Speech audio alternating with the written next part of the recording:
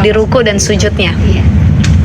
Ya, jadi ada orang-orang yang sebenarnya kesulitannya bukan berdiri, tapi melaksanakan ruku sama sujudnya. Ini kakinya rematik, asam urat, sakit lutut ya, osteoporosis dan lain sebagainya. Akhirnya dia duduk di ruku sama sujud, itu diperbolehkan. Jadi pada saat harus berdiri. Berdiri. Berarti berdiri tidak di awal aja. Dari awal, tidak di awal saja. Setiap Fatihah berdiri, dia berdiri. Tapi begitu ruku dan sujud kan dia nggak sanggup nih, Ya, malah menyakiti duduk. diri, dia duduk, nggak masalah. Ini juga berlaku bagi orang hamil ya, ibu-ibu ya. Orang hamil kan diri masih bisa misalkan, tapi untuk ruku dan sujud itu nggak bisa, maka dia boleh untuk duduk Nah, gitu. selama ini kami melihat di awal Dari itu awal. berdiri, terus ruku, sujudnya duduk. Pas Selebihnya Fatihah itu. lagi tetap duduk gitu. Nah Jadi itu, nggak boleh ya. ya Berarti kalau berdiri bisa lagi, harus. duduk lagi pada saat dia harus ruku dan Jadi ketika kita al-qiyamu ma'al qudrati tadi berdiri, ketika Fatihah itu diusahakan berdiri kalau mampu. Tapi ketika rukun yang lain kan nggak mampu, yang penting udah siap-siap bangku kan, di belakangnya silahkan untuk ruku dan sujud. Tapi hebatnya gini loh, ada ibu-ibu, saya ngelihat orang-orang Arab juga ya, banyak lah kalau kita di Nabawi atau Masjidil Haram itu rata-rata kan pakai bangku ya.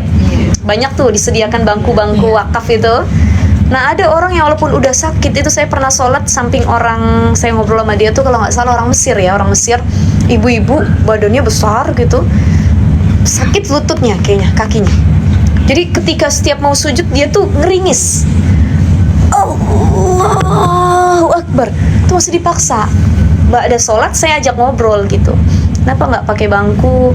Lah Mbak, saya binti katanya, nggak masalah katanya, mafi muskilah, nggak ada masalah kok ini katanya. Saya masih mampu, nggak apa-apa, sakit-sakit sedikit gitu. Nah itu mungkin dia masih mengusahakan. Tapi kita husnuzon bagi orang-orang yang memang sudah pakai bangku, emang sakit bener kayaknya. Ya, jangankan sujud, dia ruku mau nekuk gini aja nih sakit atau bisa-bisa jatuh, maka silahkan untuk duduk gitu ya. Jadi kalau kamu sanggup untuk berdiri maka berdirilah, kalau kamu tidak sanggup untuk berdiri duduk, ini anjuran ya. Tapi kalau nggak sanggup duduk juga saking nggak kuatnya nih, ittija. Jadi ittija itu adalah tiduran tapi ngadep ke kanan gini gitu, atau terlentang. Jadi ini sebenarnya rukhsah, keringanan yang Allah kasih. Kalau nggak bisa berdiri duduk, kalau nggak bisa duduk tiduran. Kalau nggak bisa tiduran, ada orang yang sholat tapi tak kuasa, nggak mampu untuk tiduran juga. Dia boleh dengan isyarat. Dia boleh dengan isyarat. Isyaratnya tuh apa? Kedipan mata. Jadi ada orang yang dia udah nggak bisa ngapa-ngapain, Bu. Dia tiduran di tempat tidur tuh, buru-buru ngangkat tangannya. Ini saya dulu ibu saya begini, saya ingat ya waktu di setruk hari-hari akhirnya, dia ngangkat tangan tuh untuk Allah, nggak bisa. Maka dia dengan apa, isyarat dan keluarganya itu harus ngebimbing gitu, nemenin. Allahu Akbar, Allah, sami Allah, gitu. Bahkan sampai keadaan seperti itu saja kita tetap diwajibkan untuk melaksanakan sholat. Tetap wajib melaksanakan sholat. Ya Roh, kapan batas akhir kita nggak sholat?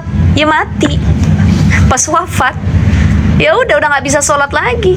Ada orang udah masuk kuburan, dia nyesel, ya Allah saya pengen perbaiki sholat lagi, saya pengen sedekah lagi, saya pengen jadi ahli ini lagi.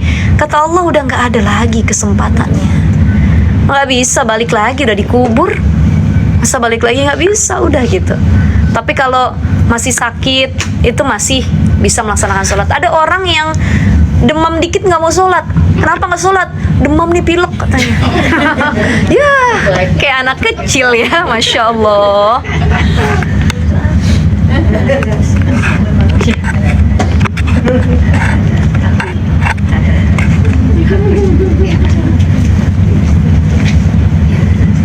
Jadi seperti itu ya ibu-ibu sekalian ya. Itu tidak masalah kalau begitu ibu ya, intinya. Kalau yang saya juga pernah lihat kan ada sel-sel gerakan sholat yang benar yang salah mana. Nah, salah satunya pada saat bangun dari ruku ke sujud harusnya dengkul dulu. Kalau tangan dulu blek itu dengkulnya belakangan, katanya salah. Baik. Sedangkan ini kan ada rukhsah ya. Jadi belum sakit banget tapi sehat banget juga. Iya. Jadi gini Ini menarik sekali ya pertanyaannya. Sebentar, izin.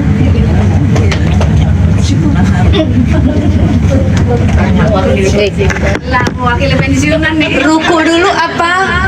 Lutut dulu apa tangan dulu? Saya kan katanya lutut dulu nih. Lutut kanan. Ini perbedaan pendapat ulama. Nah, ini Yang tangan dulu bener, yang lutut dulu juga bener. Gak ada yang salah. Yang salah yang kagak sholat.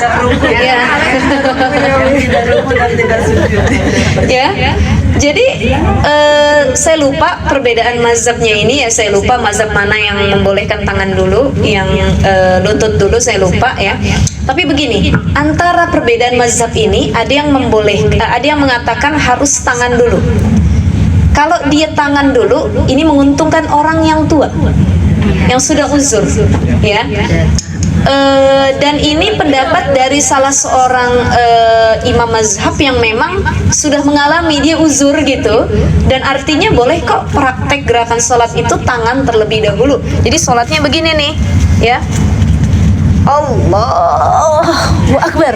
Ini kan orang tua nih, yang sakit nih, dia masih mengusahakan untuk ruku. Allahu Akbar. Allah, gitu. Tapi kalau yang masih sehat afiat, anak muda, kita ruku nih, sami Allahu liman hamidah, Rabbana walakal. Allah, ini masih keker lututnya, masih sehat afiat. Kan enak kata ibu-ibu yang udah pada sakit ininya, ya enak itu mah masih sehat gitu kan.